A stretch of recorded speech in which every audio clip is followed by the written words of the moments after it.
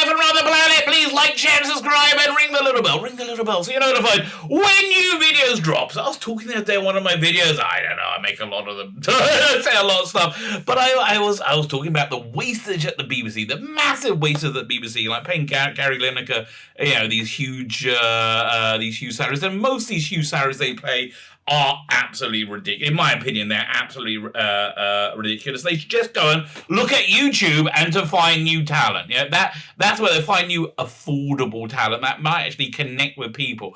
Of course, that would never really happen because the BBC, they lie a lot. They lie a lot. They say they're very into inclusivity and diversity, and they're lying. They're mostly lying to themselves, but they lie a lot.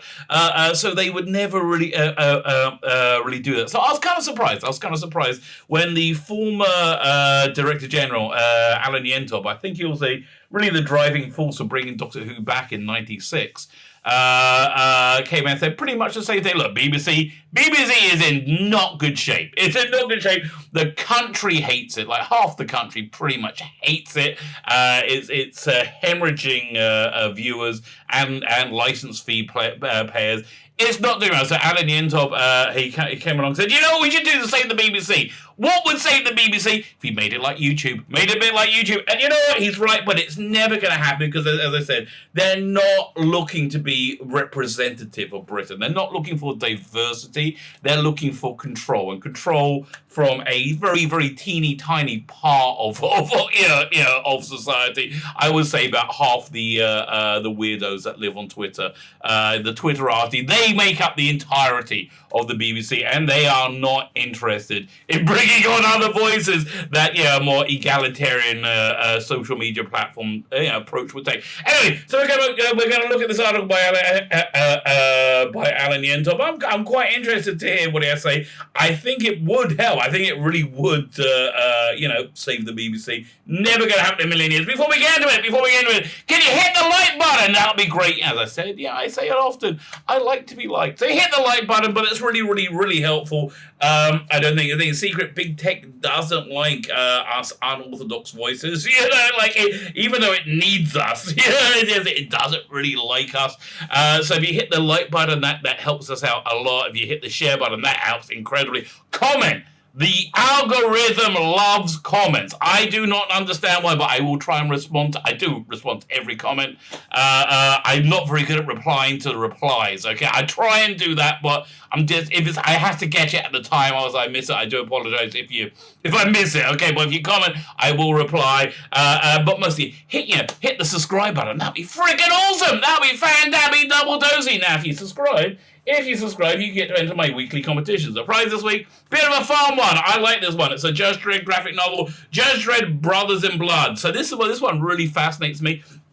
It's about Judge Dredd extended family, which I just love it. Yeah, he's a clone. So he has a clone brother in here, Rico, and he has basically more extended family.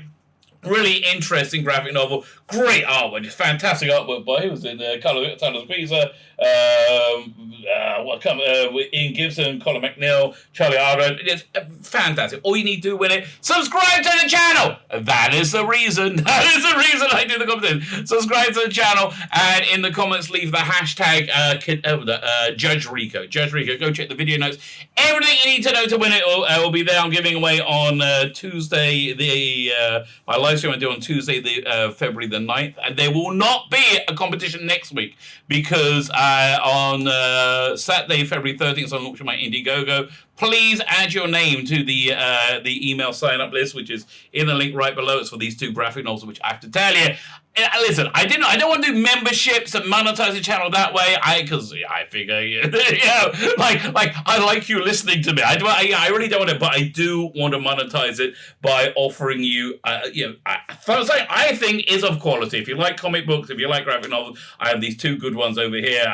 We're launching them on the 13th. But anyway, the point is, I'm doing a ton ton of prize giveaways on February 13th. So there's no competition next week because all the prizes are going into that. If you join the email list, you get one of these 4 art cards absolutely free with any purchase, because I am just ridiculously and pathetically, absolutely ridiculously and pathetically grateful for your support. Really, you know what I am? I really genuinely am. You know who would really love your support, but really is kind of angry with you that they don't have it. They like kind of look down at you, and I think that's probably why they don't have our support. It's the BBC, those little scamps at the BBC. So Alan Yentob urges BBC bosses to make their output more like social media platform to lure in younger audience. And, more than that is to get a genuinely representative sample, or to reflect the society. Now they don't want to do that. The society they want to pretend is Britain, is the Western world, is a deeply racist, bigoted society needing massive top-down reforms to ensure an equality of outcome rather than an equality of opportunity. In other words, they're massive racists. And I think they feel kind of guilty about being racist, which is why they're in a very, very racist, bigoted industry. I mean, they keep saying, their idea of diversity is by putting people of different skin colors in front of the camera and then screaming at you that when you point out it's tokenism. Like, what? You don't like black people? Ah! No, I don't like tokenism because it belittles everybody. It belittles the people doing it. It belittles the people it's being done supposedly for. It's a bad thing. I was on I was reading about was it John Boyega? I was on a live stream last night. Love John Boyega. Absolutely love John Boyega. He's talking about just the basic bigotry and racism of being in the entertainment industry. And I was thinking he would be a fantastic Doctor Who, right? He would just be a fantastic Doctor Who, and I think I completely hear it when he rails against the racism in the world he's in. Sadly, that racism is from the entertainment industry and not Britain as a whole, because I don't think Britain or America are racist countries. I think they are the fundamental opposite of that. So anyway, former BBC controller Annie Yentob said BBC should act more like social media, and maybe have maybe develop personalities, commentators, develop talent for free, basically for free, and then not have to pay them. Again, ridiculous. Gary Lineker a salary saying, well, that's the only truth. We got to get no. You know what? Somebody who actually loves something, somebody who loves soccer, somebody who loves football, right?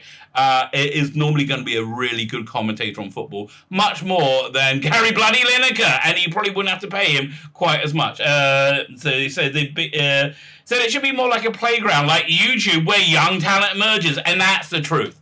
That's the thing that no one's really talking about. They keep saying, well, TV audiences are falling in general. Netflix, they all say Netflix like it's some like magic, Harry Potter-like incantation. Netflix! Oh, my ratings are Netflixian! Oh, Doctor Who nobody's watching because of Netflix. No, people aren't watching your crap because it's crap. They would watch it if it wasn't unwatchable crap. How do you know it's unwatchable crap? Because no one's watching it, right? It's not hard, but save us, God save us from over-educated idiots, because that is who these people are. These people they are genuinely morons. I know these people. They are genuine morons who have got very expensive college degrees, and they don't think they're morons. They think you're a moron because you don't agree with their moronic outlook on the world. Encourage people to open up arts and culture to inspire young people. Yes, you want diversity? Just take off the filters and let people go behind the camera. Right? Okay, let's read the article. Alan Yentob has urged people to act more like a social media platform in the way it engages with younger audience. Not just younger audience. Look at me. I'm nearly 50, right? I'm 50, is it this year? So, I'm 50 in August, right? It's not just younger audience. New media. Yeah, what is the number one conservative outlet, right? It's not Fox News, not by a long way. It's not even Daily Wire.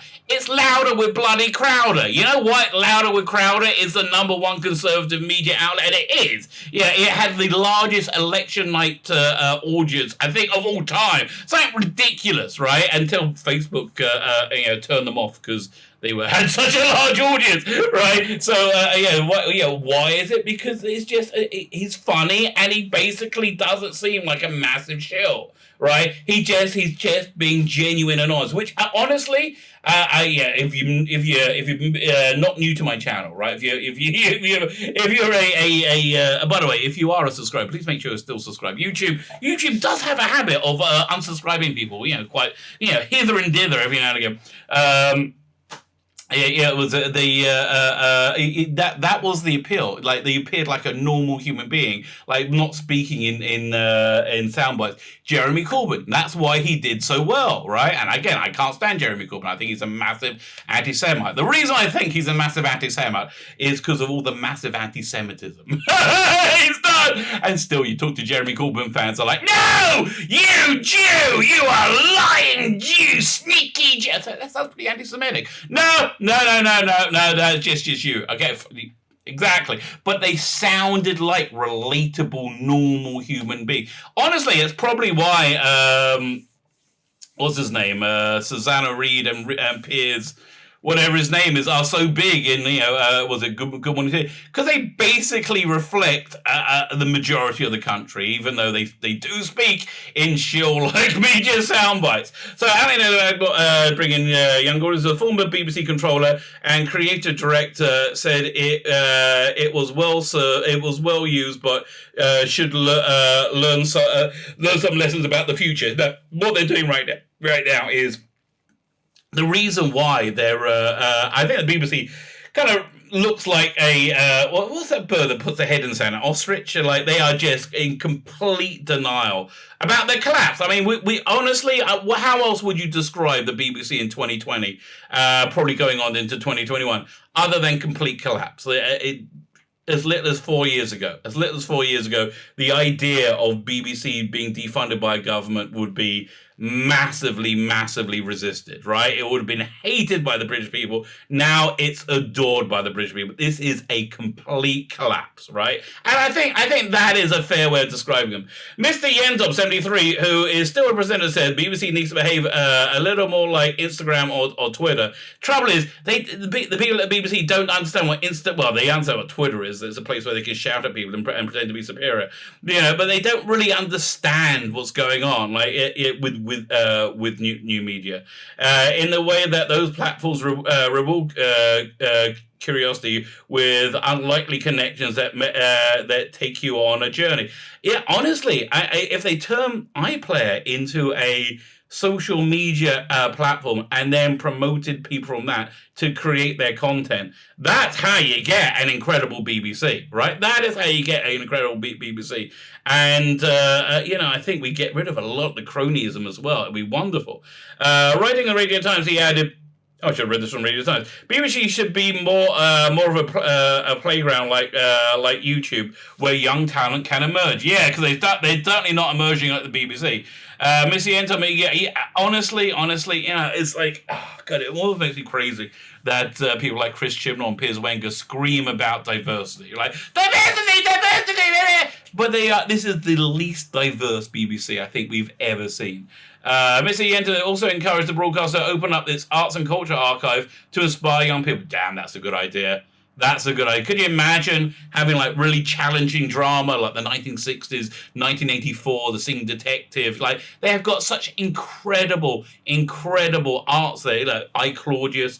Just have them on demand. Have it just have it on iPlayer. Honestly, I don't understand why they didn't make iPlayer into a streaming service that was international, rather than licensing stuff to Netflix and BritBox. They seem to actually have the infrastructure to be able to do it, and I think they would have done quite well. I don't live in England. I would totally have paid, what was it, $10 a month for a BBC streaming service. Well, I would have done. I would have done before, 2017.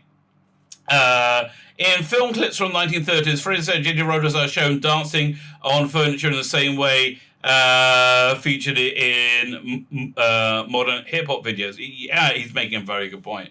I think one of the things that's really strangling our culture, and which is in a sense strangling BBC, is higher education. Higher education is like the BBC, a mono-thought organization. It's like it has one outlook, and that outlook is socialism is very, very, very good. Don't look at anywhere. We tried socialism and it failed horribly. Socialism is very, very good, and the Western world is horrible and intrinsically racist.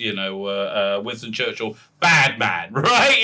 It's a mono thought, right? And that's where they recruit from. They don't recruit from real people, right? And I have to tell you, look, I live in Israel. Think the higher education is better here because honestly, you try and get Israelis to do anything, you're out of luck. So indoctrinate them, you're not going to go down so well, right? But yeah, generally speaking, like if I was living in America or England, I would not be pro my kids going to university. I'll be much happier with them doing like some vocational thing where they can actually make a decent living rather than doing listen, if they went to college, I wouldn't want them doing gender studies. Like, what's the bloody point, right? It's just like, if you want to go to higher education and you have a real yearning, a real connection with a subject that's not commercial, that's great. If you want to prepare yourself for life, that's also great. But if you want to like DOS off for a few years and do like, as I said, drama and gender studies, and then be unemployable. Not so much. Well, why? But unemployable, except to the BBC, who love those morons. They just love them. But he added it should be recommended by people of a similar age to them. Exactly. Well, again, if they made their content available, right, and you could comment on it, you can use it in here, this would be an incredible BBC. This will be an incredible BBC. I'm actually kind of sad that this will never happen. Although, honestly, I do see the BBC collapsing in the next few years, maybe sooner than we think. Maybe this will be BBC 2.0. That'll be great. Missy Yentob said, content from the BBC archive could bridge between different generations and bring people together. And also, I find kids. I had this back and forth with this guy on YouTube, in the comments on YouTube.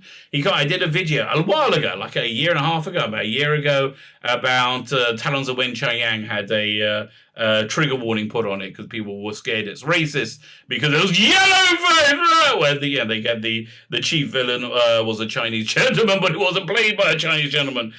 This was like 1977, and honestly, for me, I don't think that's an expression of racism. I think that was like just the casting realities in the mid to late 70s, and the era that it was set in was the 19th century. So it was reflecting a fair amount of racism from the era, but I wouldn't even call that racism because I don't think there was a hatred towards Chinese people. I think there was an uncomfortability with Chinese people because they were like a whole new. It was like a whole very foreign new thing that just came to England, and people are a bit skittish with new things, but I don't think it was like. I don't think there was animosity behind the racism that it was reflecting, or indeed not having a Chinese person play Weng Chang. However, this kid couldn't understand that, right? He was like, thank God I didn't grow up in the 70s. Ew! It was a dystopian nightmare. Wouldn't it be great if they understood that it wasn't? Wouldn't it be great if they understood that before 2017, not everybody walked around with their hearts full of hatred to anybody different to them. The corporation is also competing for time of youngsters with social medias like Facebook, not so much. Instagram, I think TikTok more, and Twitter. Well, Twitter, again, is more like the weirdos running the BBC. Missy Yentob 73 is the presenter of the presenter and series there of the BBC One art show Imagine. He's a smart guy, okay? I think he's a pretty smart guy. He has enjoyed a lengthy career in the corporation, having served as controller of BBC One and Two, as well as director of programmes for director of programming and director of television. He left the role as creative director of the broadcast in 2015, just when it went downhill, right? Just when it started to implode. I wonder if that's connected. Following controversy over involvement with a charity kids company. Could that be the reason the BBC self-destructed, or in the middle of self-destructing? Maybe. Mr. Yentob told Radio Times that the BBC should adapt to the shifting online world by behaving a little more like social media does. He says in some ways, YouTube is a sort of playground for new talent. Is he just repeating himself now? He's sitting in the corner, screaming at himself. I guess that's what I do. So, I can't really, look down on that. He says in some way, when new talent can emerge, yes, the BBC increasingly has to make sure it's also a playground where young people can come for modest sums of money to try out things and experiment. Like me! You know what budget I put into this? 0. Actually, I bought a microphone about 6 months ago. Right? That's it. Yeah, and that's the way it really should be. But could you imagine if you could do a commentary on BBC content, right? You can interact with BBC content, because I can't do that, because I'll be hit with a copyright strike. He added, it also needs to behave a little more like Instagram and Twitter. You just said that. Okay. The way... one second. We'll take you on the journey. Literally, this article is just they just repeated the. Is he paid by the word? Whoever wrote this, the way they say, I know you love this, but did you know how great this is? Listen, it's a good idea. It's a very good idea. It's not a very good, well-written article. Okay, who wrote this? By Paul Rivar, media editor. He's the media editor.